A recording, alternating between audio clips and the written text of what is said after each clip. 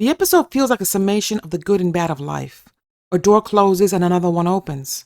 By the end of this episode, we jump to year 50, so it's safe to assume that this episode was the series finale, and that's fine. I don't think there's more to add to Ish's story. The episode begins year 20 where we left off, and it doesn't waste time answering the "what happened to Rafe" question. Thank goodness. Heather tells Rafe's parents about what happened, why he didn't come back. And it reads like a story of their love from the moment they met when they were children. They grew up and their love deepened over time. We see them exploring the world together. They took longer to come back than they were supposed to. They were supposed to come back before the winter of that first year, but they didn't. And why should they? They didn't have to go to a job or anything. They had no place to go to. They needed to see what the world was like out there. They couldn't live their entire lives in that community. Until the end of their journey, they didn't see anyone. She uses the term unpeopled, which I think is a good one. But then there are these numbers painted on the wall with an arrow. The duo follow these arrows, these numbers. They don't know what it means. They just follow because they want to see if there's any people out there.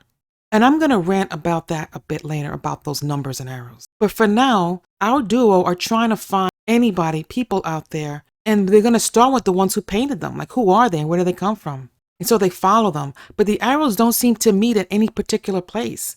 And so they ended up in this beautiful spot on the hill as their final location because they plan to return home. But that plan gets sidetracked when a stranger grabs Rafe and demands food. There's enough food to share. You don't have to hold him like that, please. Share? It's take or die. When Rafe fights to get away, the man stabs him and ultimately kills Rafe. And in anger, Heather throws a weapon at him and stabs the man. I get that being in an unpeopled world can make you unstable, but we end up finding out who this is later. But let's fast forward to that moment. Corey asked about who the man was that killed Rafe. He asked Heather, and she said this. Only thing I keep seeing is the gold of his tattoos. So we know it was Silas. There is no need to kill or steal for food. There's plenty in the ocean. Heather and Rafe may be the first people we've seen in a long time. If he needs to steal to survive, then how has he been surviving this long with no one to steal from? And it's a little coincidental that it was Silas. I guess we can say that Silas had the same idea of heading north and followed the painted arrows and ended up on that hill too. But it's really not that believable. But now Corey knows that it's Silas, and he talks to Molly. Molly, Yeah, ever have a secret that you knew you couldn't tell? I'd say if the secret somehow makes the world a better place, keep it. Otherwise, shout it from the rooftops. That's actually really good advice. There's no need to make people feel guilty about why they should or shouldn't have done things with Silas. Because that's what's going to happen, right? If he tells them that it was Silas that killed Rafe, now they're all going to say, well, we should have let him stay here, or we should have killed him, or we should have, and gone on and on and on. Everyone would have felt guilty, and there's no reason to. He did the right thing. Just keep it to yourself. Going back to Heather telling the story about Rafe, Ezra and Jean, they want to hear it all, and they do. She tells them everything. And afterwards, Jean takes a shot of liquor in the honor of her son. Now, she has a drinking problem, but it doesn't look to be anything that's going to linger because she does leave a drink behind for her daughter. She doesn't take it.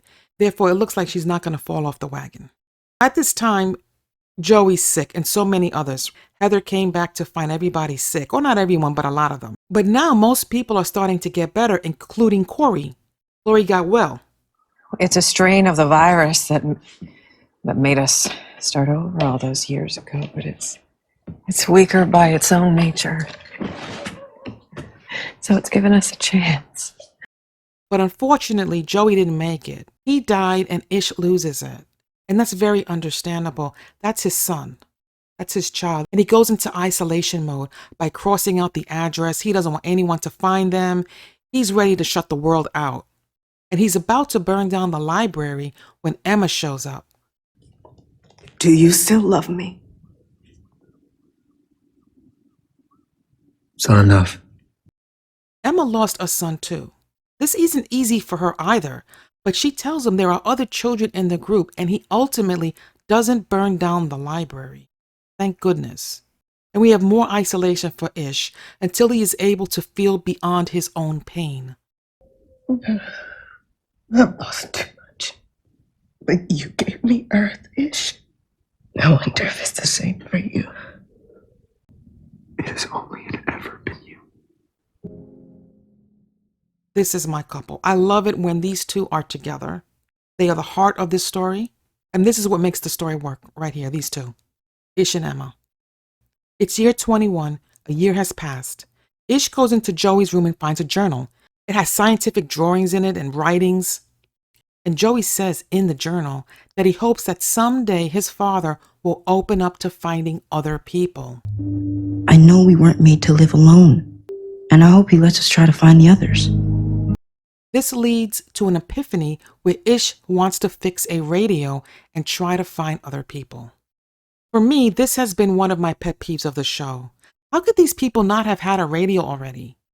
I understand that Ish wasn't interested, but the others never had any interest either. Even before they came to Ish, it wasn't like they came with their own radio or came with the idea of a radio or even spoke about having a radio or talking to people. None of that. Even after what happened with Charlie and you are worried about telling people where you are and where you're at least listen in to see if anybody's transmitting. And even before Charlie, none of these people were even listening to see if there was anyone alive.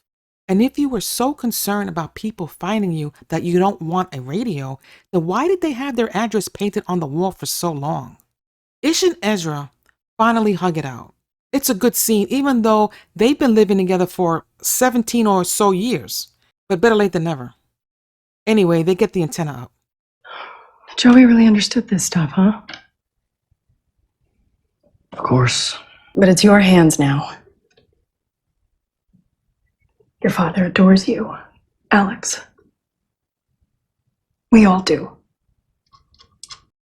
I don't understand why Alex and Ish have such a bad relationship. I get that Joey is a genius, and like Emma said, Ish probably saw that Joey could bring the old world back, but that's not an excuse to ignore Alex. When Maureen has to say something to Alex, then it's clear that it's so bad that everyone knows. We saw Alex at the funeral, but I don't recall seeing him by Joey's bedside. And for Ish to think of burning the library, which is Alex's favorite place, shows he doesn't even consider his older son. I just think there needed to be that moment where they had a conversation about it. They never had seemed to have any conversation. And so the group is now fixing the radio, which I think is good. But it begs the question, there must be other radios around that aren't broken. And if the neighboring houses don't have any radios that aren't broken, then what about the police department? There must be a building somewhere that has radios. And I know that these people have ransacked all the houses for any leftover food, clothes, or whatever, so they must have seen something. Okay, rant about the radio is over now. Eventually the team gets it all operational and Ish tries a whole bunch of numbers to find anyone out there. When his daughter mentions the 147225 she kept seeing. Glad you remember those numbers. If you had to rely on me, then we would be in a lot of trouble. I would be like, there's a 1 and a 4 and a 2, and well, that's all I got. That's the thing about movies and TV. They have good memories when they need to and can hold their breath underwater for a very long time. Though to her credit, she is younger and did see it written in several places for a while, so it had a better chance of sticking than if it was in my head. Ish uses the numbers and gets through. A woman answers and says that she's at Port Lobo, which is less than 100 miles from them, and there's 77 people there. Ish and the group are ready to make the giant leap of meeting them. I love this scene. I love how happy everyone is, and seeing Alex and Ish together was wonderful. Yes, I've been waiting for this moment.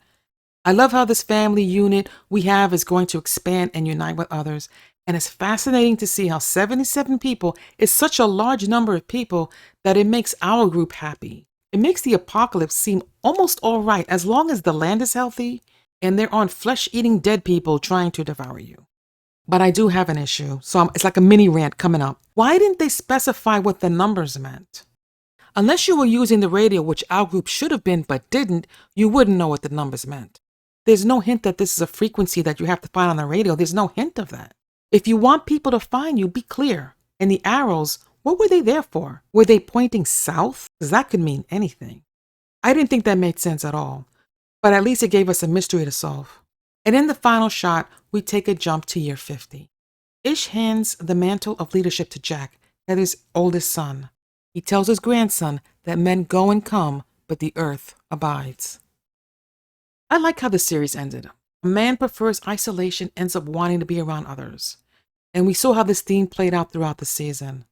Although the series had some very dark or sad moments, Ish and the group ultimately rose from it all and survived. They lived on and helped build a future. And for that, they needed to multiply by finding others. At some point, Ish had to give up on the past and tell the children that their future is out there in the world. They could build something better. As people, it takes a lot to let go of our past, let alone letting go of an entire existence and way of life. However, I had some issues, like with the numbers, also Silas's motivation and him being in that exact spot. He said he didn't mean to kill Rafe, but then why hold the man at knife point? There's literally a lot of fish in the sea. You don't have to rob and steal from somebody. There's plenty. Now, at the start of the series, there could have been more cars on the road, more dead people in them, things of that nature. But it was a short series, and I think the story wanted to focus on Ish and not spend too much time with him dodging crashed cars. I think where the show faltered, though, a bit was episode 3. I think that was probably the weak point. We had this cliffhanger in episode 2 where we wondered who showed up at Emma's doorstep, only to time jump and learn it was a nice couple. We met more people, but there wasn't any real conflict aside from Ish's concerns about them. So I can see where some people may have stopped watching, but I liked the story for what it was. Having said that, I plan on reading the book and then making a video about the book versus the show. Now, I know the book is going to be much better because books usually are, and with this type of series where I think it should have been a little bit longer to give us a little bit more conflict, everything was kind of like sped up a bit. I think with all of that, it kind of tells me that the book is going to be much better. But still, I look forward to reading it, and I look forward to seeing, how different they are. So how did you like the finale? Did the numbers and the arrows, did that make sense to any of you? Maybe some of you are radio people and you figured it out right away. Let me know your thoughts in the comments below, and thank you for watching.